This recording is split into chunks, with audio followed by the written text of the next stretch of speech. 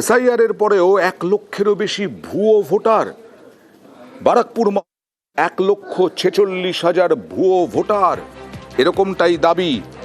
বারাকপুর মহকুমায় ভুয়ো ভোটারের দাবি বিধায়ক পবন সিংয়ের। ভুয়ো ভোটারের লিস্ট সহ 7 নম্বর ফর্ম নিয়ে এসডিও অফিসে ফাইল জমা নিতে অস্বীকার এইআরওর। ফাইল জমা না নেওয়ার নির্দেশ নেই বলে জানান এইআরও। বাগবিতণ্ডার পর ফাইল জমা না দিয়েই বেরিয়ে যান পবন সিং।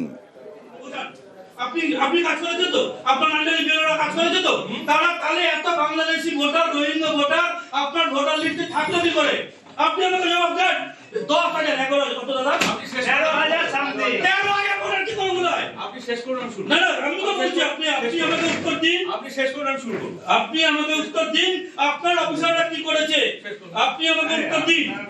আপনার 13,610 জন ফলস ভোটারের নাম আপনার ভোটার লিস্টে এলো কি করে? আপনি কি কাজ করেছেন? শেষ হচ্ছে। আপনি কি কাজ করেছেন সেটা জবাব দিন। 13,000 ফলস ভোটার এলো কি করে?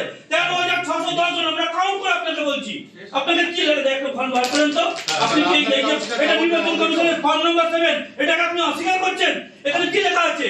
বিএলওরা নিচ্ছেন না, আপনি নিচ্ছেন না, তাহলে আমরা যাবো কোথায়? আপনি কেন নেবেন না? আপনার কথাই লেখা আছে যে আপনি নিতে পারবেন না। আপনি তো দেখালেন বিএলওরা কথা নিতে পারবে। আপনি আমাকে বোঝান। আপনি কাজ করেছেন তো?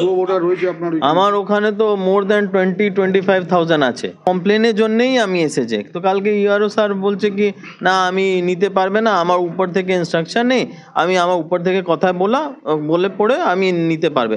5 মিনিট জন্যে আমার গিয়েছে, আর ওর পরে দেখছে ও পালিয়ে গেছে। আমার জেলা প্রেসিডেন্ট যেরকম অ্যাগ্রেশন মোডে চলে এসেছে, নিশ্চয়ই আসা একটা হিউম্যান বিং নেচার আছে কি আপনি ভালো করে কারোকে 1 বার 10 বার 20 বার বলবেন আর কেউ আপনাকে গুরুত্ব দেবেন না, তো আপনি কি করবেন?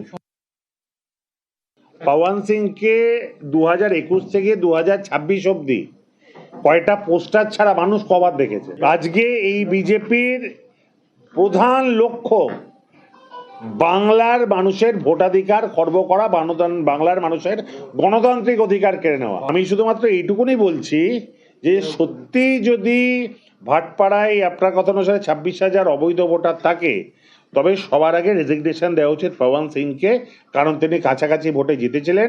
এরাই তো তাকে নির্বাচন করেছিল ভোটে জিতে।